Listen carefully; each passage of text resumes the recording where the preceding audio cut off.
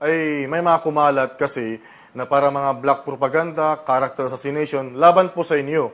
So, mabilisan, siguro pagkataon para sagutin nyo rin sa magitan naming programa kung totoo ba o anong katotohanan sa likod ng mga propagandang ito. Eto, may bahay daw kayong mamahalin sa Forbes Park sa Makati City.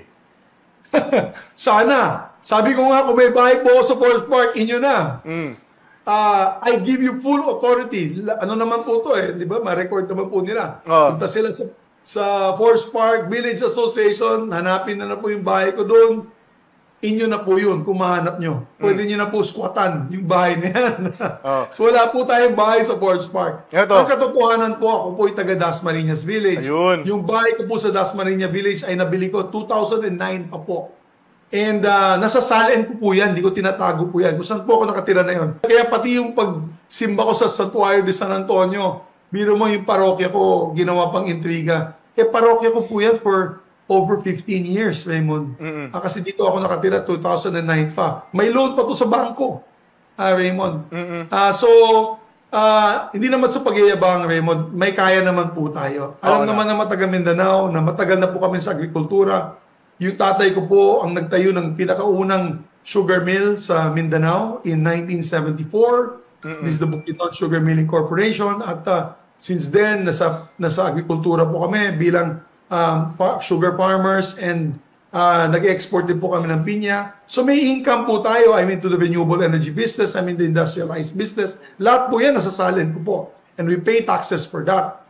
Malaki po binabayaran kong buwis taon-taon. At maraming mga negosyante, alam po nila na negosyante po ako. So, yung nakakaduda, Raymond, yung mga politiko na walang business at may bahay sa Forbes Park or may bahay dito sa mga mamahalin na subdivision. Pero walang negosyo, politiko lang po sila.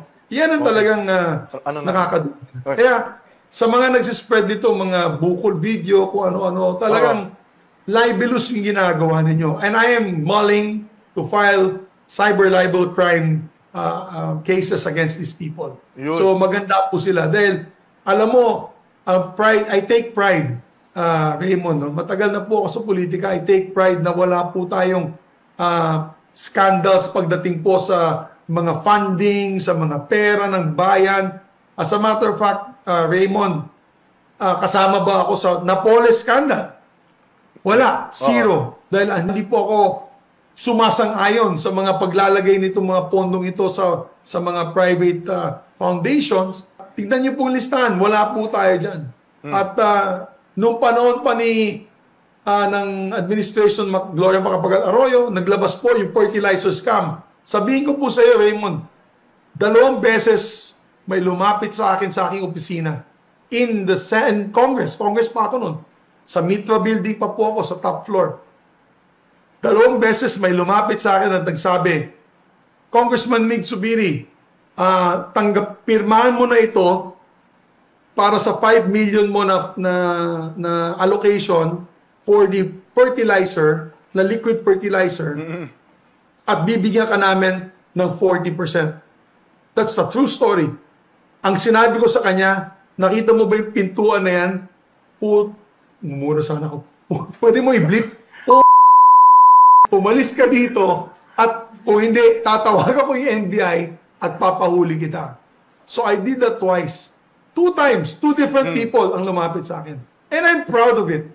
And I'm proud of it, Raymond. Kaya yung mga sinasabi nilang mga bukol yumaman ako sa politika, BS po yan. BS po yan dahil meron po tayong negosyo, meron po tayong mga modes of income, at nasasalin ko po lahat yan, and we pay the proper taxes. So, kaya medyo masakit po sa akin yun. Pero okay lang. There will be a day of reckoning. May karma din po sila, Raymond. Well, paano kasi, Senator Migs, hindi naman kasi napaghahalata na mayaman ka, mayaman yung pamilya mo, dahil napaka low-key, low profile, dahil wala ka yatang McLaren eh. Wala, low profile tayo. Alam mo, Raymond, nasa Mindanao po kami. Kailangan talaga maging low profile kasi doon pag high profile ka, makikidnap ka. Nung araw, na safe na yung Mindanao. Pero nung araw, nakakadelikado. Kaya tinuro po sa akin ng aking mga magulang na maging low profile. Hindi naman sa pagiging mayabang. For example, yung pamilya ko, yung nanay ko po, ang kanyang daddy, aking lolo, ay founder ng Makati Med. One of the 7 founding fathers of Makati Med, Dr. Ramon Fernandez, who's the father of Philippine dermatology, and the Institute of Dermatology ng Makati Med ay named after him. So matagal na po kaming may kaya. Hindi po akong nagpapakunyari na ako po'y galing sa masa. Hindi po.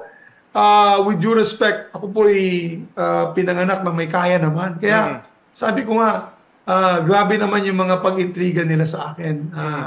And in the next few days, I'm going to answer it. Ilalagay ko po sa Facebook page ko yung mga sagot na yan. Pero maganda po sila dahil talagang papailan ko po sila ng cyber libel crimes cases para sa ganun ay bibigyan po natin ng hustisya itong ginagawa nila. Below the belt na yan. Hindi ko naman sinasabing ayoko magmalinis pero ang sabi ko lang dyan tingnan mo yung ibang politiko. Sabi ko nga, yung mga politikong walang modes of income tapos nandoon sa kung saan sa mamahalin na subdivision, hindi naman po nila ma-explain saan galing yung pera nila, yan ang dapat imbestigahan. Sinasabi nila may mga helicopter ako, aeroplano, jet, walang katotohanan po yan, Raymond, ako po ay naghihiram lamang. I just borrow. Bilang senador, marami po tayong kaibigan, nanghihiram lang po ako sa kanila. So yun lamang po, Raymond, no? Ang galing nila mag-black propaganda sa akin. Lalo-lalo na siguro, Raymond, na naging mabango po tayo dito sa isyong ito. Yung mga comments ay medyo negative sa mga iba't ibang mga grupo. Pero ngayon, dahil dyan siguro, ang gusto po nilang gawin ay sirain po ako. Pero I don't think you can put a good man down, Raymond. Kasi ako, open book ako Very open po ako. Kaya, ang sabi ko nga, let God decide my faith and let the people decide what is true or not. But all that is black propaganda. Yung timing is impeccable. Linabas mo nila this week, Raymond. Dahil mo, yung mga videos, lahat po yan, nilabas po nila this week dahil nga magbubutuhan sila na tanggalin ako. The timing is perfect. Talagang impeccable. In other words, lahat po yan ay black propaganda para masira po nila.